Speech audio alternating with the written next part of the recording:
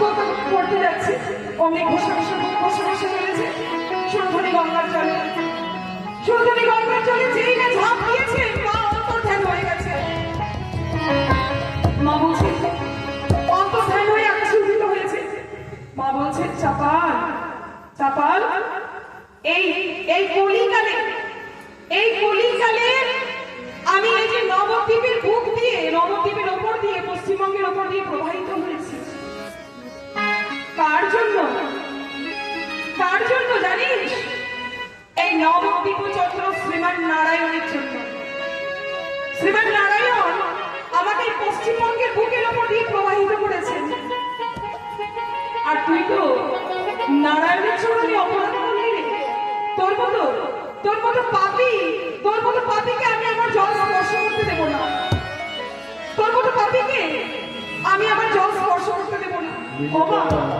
ওমা মানে তুই যে পতির ধারিনি মা, তুই যে পতির ধারিনি, তুই যে পতির জনকে পবিত্র করিস মা। তাহলে আমাকে কেন পবিত্র করবি না? আমার পবিত্র করবা না? না, তুই যে বৈষ্ণব অপরাধ করেছিস, আর বৈষ্ণব অপরাধের যে কোনো ক্ষমা না। তুই চলে যা, তুই ফিরে যা। আমি তোকে আমার জল স্পর্শ করতে দেব না। আমি চাপা বুক বসে উঠে এসেছি মাটি। এইবার জ্ঞান হয়েছে। বলে যে তাই আমাকে তো তাহলে গৌর জপ করতে হবে। দেখছি মা গঙ্গাও তো দেখছেন না। তাহলে কি এই কলিকালে উজ্জ্বল বড় গৌরব দেহ, এই যে উজ্জ্বল বড় গৌর সুন্দর, ইনি কি একমাত্র উপায়? এই ঘোর কলিকালে বদলে যে গৌর নাম না করে, বদলে যে নিতাই চাঁদের নাম না করে, সে যে মহাপাপী, তার মানব জন্ম হয় বৃথা। তাই তুই গৌর জপ কর। বল নিত্যানন্দ প্রভু বলছে বল আমার সঙ্গে বল গৌর। চাপাল বলছে বল গৌর। মা এত পাপ করেছে না, মুখ দিয়ে গৌর বেরোচ্ছে না। এত পাপ করেছে, গৌর বেরোচ্ছে না। নিত্যানন্দ প্রভু বলছেন দেখ, দস্যু রত্নাকর মরা জপ করতে একদিন রাম জপ করেছে। আর রত্নাকর থেকে বাল্মীকি মুনিতে পরিণত হয়েছিলেন কি জপ করে? রাম জপ করে।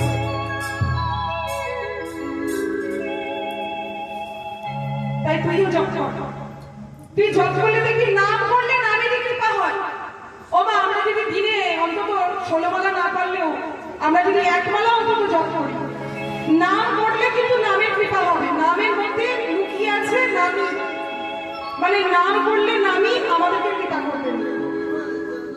নাম চিত্রমণি কৃষ্ণ চৈতন্য রস বিগ্রহ নিত্য শুদ্ধ পূর্ণ মুক্ত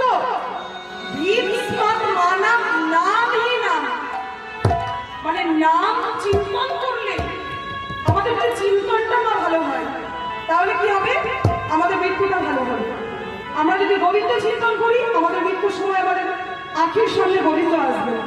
আমাদের চিন্তন যদি খারাপ হয় না, আমরা এই মানব জন্ম আর আমরা নাও পেতে পারি। শ্রীমদ্ ভাগবতে বলছেন শ্রবণম কীর্তনম বিষ্ণু স্মরণম পাদ সেবনম অর্জনম বন্দনম দাস্য সখ্য আত্মনিবেদনম। বলছেন শ্রবণ করো। কার মুখে? আমরা এই হরিকথা কৃষ্ণ কথা কার মুখে শ্রবণ করবো মা? আত্মতত্ত্বজ্ঞ ভক্ত, মানে যিনি আত্মতত্ত্ব ব্যক্তিকে, আত্মতত্ত্ব ব্যক্তি আমরা কি বুঝতে পারবো? হ্যাঁ, তিলক মালা ধারণ করলে বুঝি ভক্ত হয়ে যায় না মা?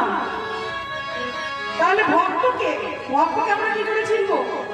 যিনি হরি হরি হরি চিন্তন করে, হরি সেবা করে, হরি গুণগান করে, সদা সর্বদা উঠতে বসতে শুতে সব সময় নারায়ণ নারায়ণ হরি হরি কৃষ্ণ কৃষ্ণ গৌর গৌর জপ করে।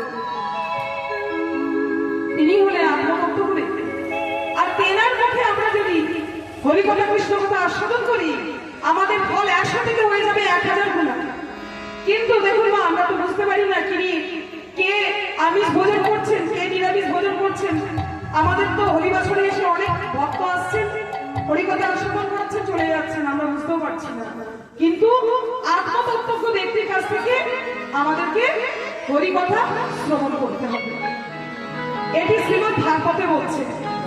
তাই আমাদের চাপাল কি জপ করছে, চাপাল জপ করছে মুখে গো